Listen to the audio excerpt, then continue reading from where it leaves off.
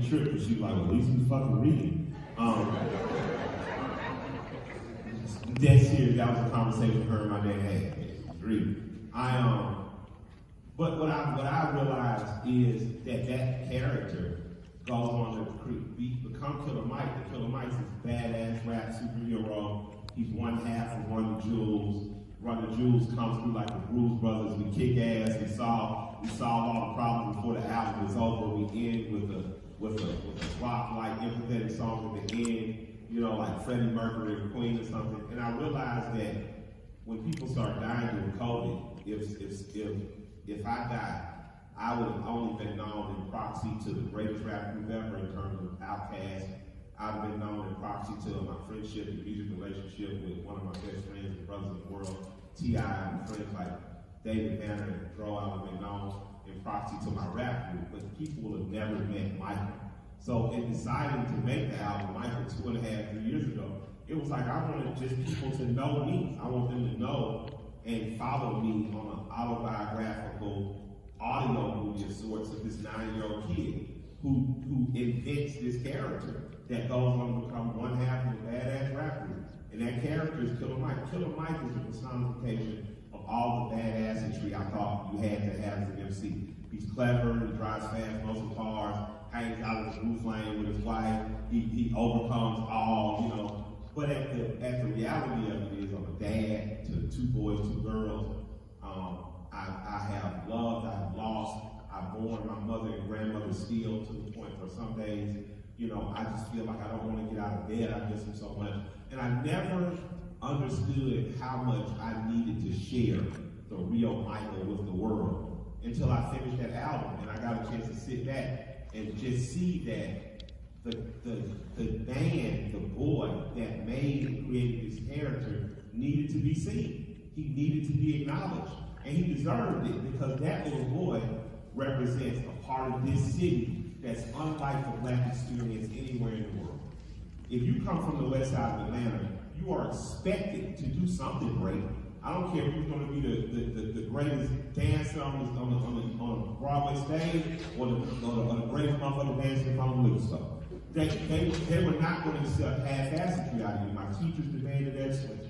My neighbors were like, what you gonna be, how you gonna make your parents proud? And what I realized is that a lot of people didn't grow up that insulated. A lot of people didn't grow up that encouraged. And I needed a chance to tell my story. And what I did realize in telling my story of Michael Remember from the west side of Atlanta, that a white guy was gonna come up to me my 3rd show of solo run and say, hey, I'm a white boy from the Appalachian Mountains. I had never been around black people until I went to college. And I'm here to tell you, every word of your album resonated with me. Every word, because I'm a member of the worker class.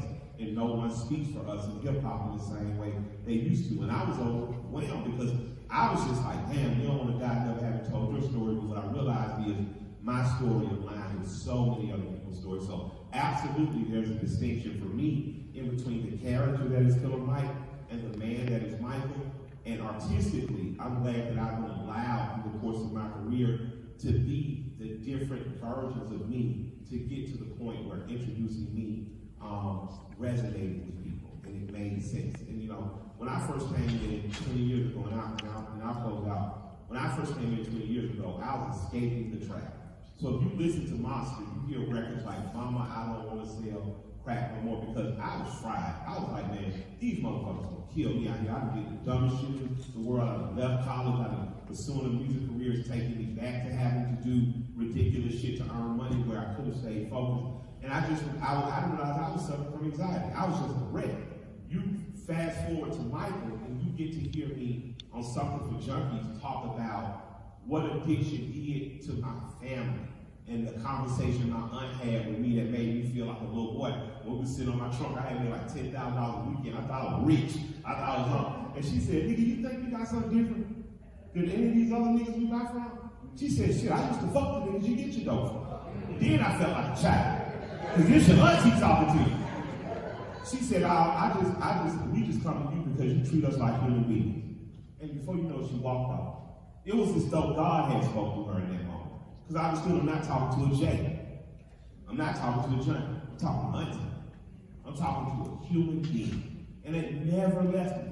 So for me, absolutely, Michael, the person, has been able to go deeper, has been able to resonate more and been able to lock in. So I have been absolutely honored to be accepted as Michael, the creator of Killer Mike. And I do see Killer Mike as a distinct character that a 9-year-old creator who's badass. And when we get back to make the Run of Jewels, Killer Mike's gonna pop back up and be as badass as can be. But Michael is the origin story to one half of Run of Jewels in the same way Logan is the origin story to Wolverine of the Uncanny X-Men.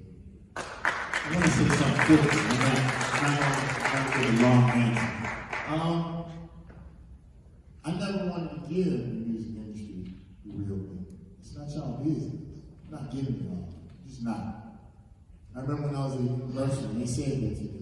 They'd better if you open up a little bit more and let people know more of your life, you'll be so much more successful. I just personally think that that's part of some people's problem. Not everybody. Like, I want to say that to somebody special. You know, I look at things from the outside and I try to give a perspective and infuse some of me in it. But it's crazy. I was listening to Benny the Butcher a couple nights ago, and he was talking about it. People don't listen to music that much anymore. They want everything from it. They want your spirit. They want to know who you have sex with. They want to see your kids. They want to see what's inside the diaper and the kid. Use the bathroom. I'm not giving that. I go back home before I do that. Like, for me, it's an art. I always wanted to escape my pain. Like, I use Mississippi as a perspective for people to look at the rawest sense of racism and attack it in a way that, sort of like Killer Mike said, like, we create these superheroes for people who never had superheroes. Like, y'all, I created a banner vision because Superman never came down here.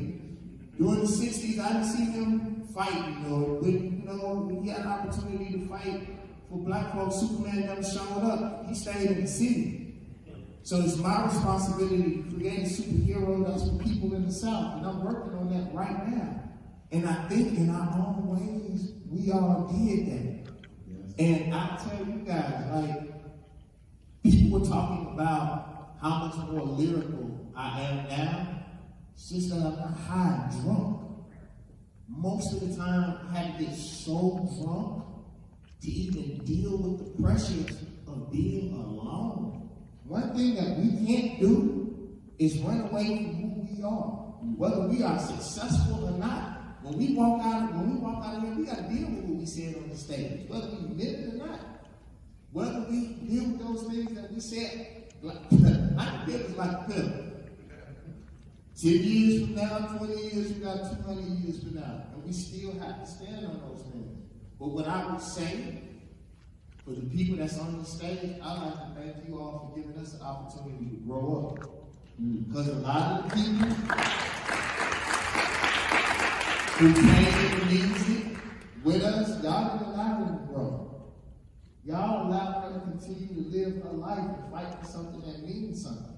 But that's on you all. And I'd like to thank you all for regardless of whether it's a character or a part of me, you allowed me to grow.